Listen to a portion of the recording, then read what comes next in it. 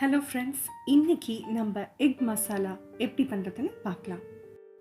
இந்த மசாலாவை நம்ம சுட சுட ரைஸோடவோ சப்பாத்தி ஃபுல்காவோடவோ சாப்பிட்டா ரொம்ப சூப்பராக இருக்கும். எப்படி பண்ணுறதுன்னு வாங்க பார்க்கலாம்.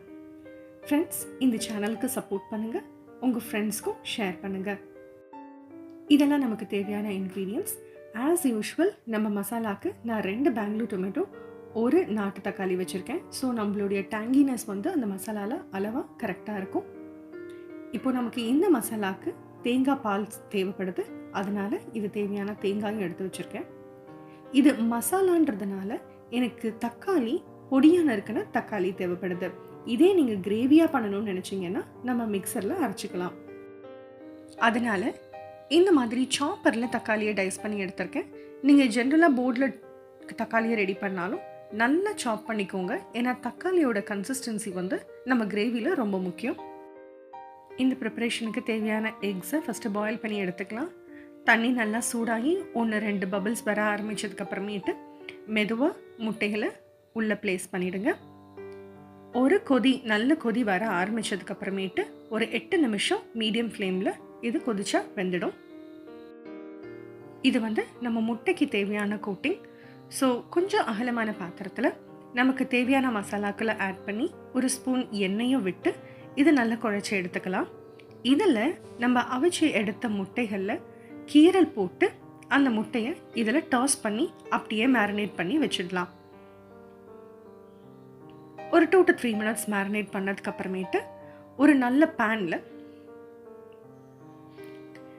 லேசாக எண்ணெய் விட்டு இதை நல்ல மீடியம் ஃப்ளேமில் இந்த மாதிரி முட்டையோட மேலே பொன் முறுவல் வர வரைக்கும் இதை ஃப்ரை பண்ணி எடுத்துக்கலாம்.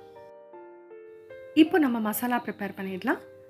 ஃபஸ்ட்டு தாளித ஐட்டம் போட்டுக்கோங்க. எண்ணெய் சூடானதுக்கப்புறம் அதுக்கப்புறம் கருவேப்பிலை கண்டிப்பாக சேர்த்துக்கோங்க, வாசம் கொடுக்கும். அப்புறம் ஜீரகம், லேசாக ஒரு வதக்கினதுக்கப்புறமேட்டு நம்மளோட அடுத்த இன்க்ரீடியண்ட் பச்சை மிளகா ஆட் பண்ணிக்கலாம். அதுக்கப்புறம் நம்ம நறுக்கி வச்சிருக்கிற வெங்காயத்தை நல்லா வதக்கிடுங்க. இப்போ நல்ல திக் ரோஸாக இருக்கிற வெங்காயம் நல்ல ஒரு டிரான்ஸ்பரண்ட் கிளாஸ் லுக் வரணும். அந்த அளவுக்கு நல்லா வதக்கி எடுத்துக்கலாம் டைம் கொடுத்து. வெங்காயம் வதங்கிறதுக்கு தேவையான உப்பு மட்டும் இப்போ சேர்த்துக்கலாம். நம்ம வெங்காயம் நல்லா வதங்கினதுக்கு அப்புறமேட்டு கலர் சேஞ்ச் ஆனதுக்கப்புறம் நம்ம இந்த ப்ரிப்பரேஷனுக்கு தேவையான இஞ்சி பூண்டு பேஸ்ட்டு ஆட் பண்ணுறோம். இஞ்சி பூண்டு பேஸ்ட்டும் நல்லா வதங்கணும். அந்த இஞ்சி பூண்டோட பச்சை வாடை போகிற அளவுக்கு மீடியம் ஃப்ளேமில் வச்சு நல்லா வதக்கி விட்டுருங்க.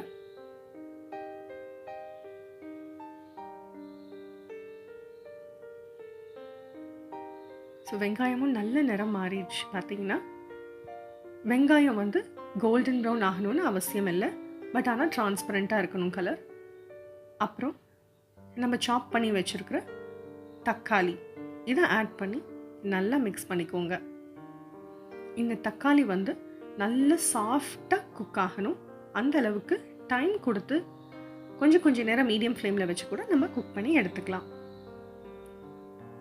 ஸோ ஓரளவுக்கு தக்காளி நல்லா குக் ஆகி எண்ணெய் சைடில் தெரிஞ்சு வந்ததுக்கப்புறமேட்டு நம்மளுடைய மசாலா இன்க்ரீடியன்ஸை ஒன்றா நம்ம ஆட் பண்ணிடலாம். இதுக்கு மிளகாய்த்தூள், மல்லித்தூள், மிளகுத்தூள், ஜீரகத்தூள், மஞ்சத்தூள், உப்பு தேவைப்படும். ஸோ இது எல்லாத்தையும் ஒன்றா ஆட் பண்ணிடுறேன். நான் டிஸ்கிரிப்ஷனில் எல்லா இன்க்ரீடியன்ஸும் லிஸ்ட் பண்ணியிருக்கேன், எவ்வளோ அளவோடு சொல்லியிருக்கேன், அதை செக் பண்ணுங்கள்.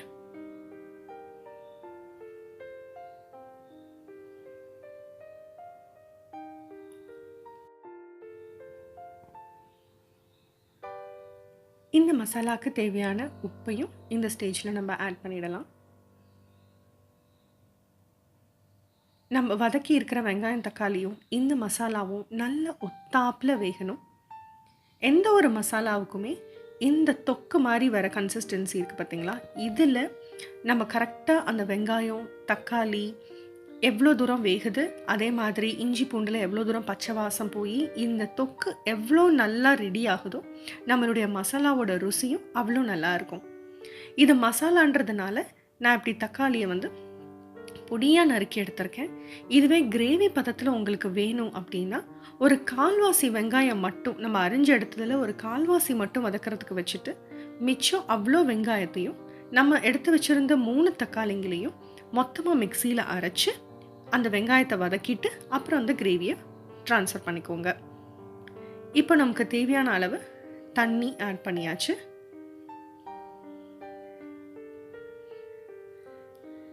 மீடியம் ஃப்ளேமில் இந்த தண்ணி நல்லா கொதிக்கட்டும். நடுவில் கிண்டி விட்டுக்கலாம்.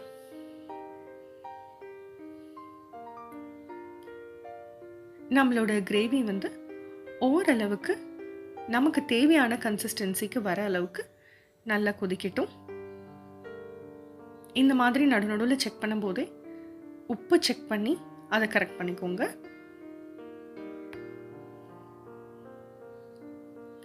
ஓரளவுக்கு அந்த மசாலாவோட தண்ணி நல்லா வத்தினதுக்கு அப்புறமேட்டு திக்காக தேங்காய் பால் எடுத்து ஆட் பண்ணிக்கலாம். தேங்காய் பாலை வந்து நம்ம லாஸ்ட் 10 மினிட்ஸ்க்கு முன்னாடி ஊற்றுறதுனால திக்காக கொஞ்சமாக எடுத்துக்கோங்க. ஸோ தட் நம்ம மசாலா ரொம்ப தண்ணி ஆகிடாது.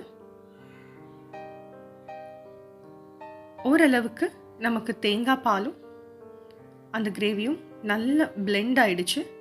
ஸோ நீங்கள் சிம் பண்ணி ஒரு 2 மினிட்ஸ் விட்டிங்கன்னா இந்த மாதிரி எண்ணெய் தெரிஞ்சு வர்றதை நீங்கள் பார்ப்பீங்க.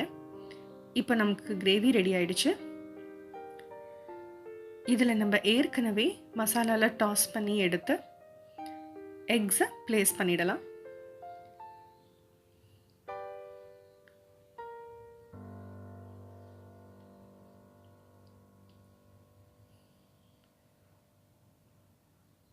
இந்த எக்ஸ் வந்து இந்த மசாலாவில் நல்லா ஊறணும். மூடி போட்டு அட்லீஸ்ட் ஒரு 5 மினிட்ஸ் சிம்மில் நல்லா வேக விடுங்க. பார்த்தீங்களா, நம்மளுடைய எக் மசாலா நல்லா எண்ணெய் தெரிஞ்சு வெளியில் வந்து சூப்பராக ரெடி ஆகிடுச்சு. நல்ல மசாலா கன்சிஸ்டன்சியும் நமக்கு கிடச்சிருச்சு. இந்த கன்சிஸ்டன்சியில் நீங்கள் ஃப்ளேம் ஆஃப் பண்ணிவிட்டு கொத்தமல்லி தழை தூவி சுட சுட ரைஸ்க்கு, சப்பாத்திக்கு, ஃபுல்காக்கு எதுக்கு வேணாலும் சர்வ் பண்ணலாங்க.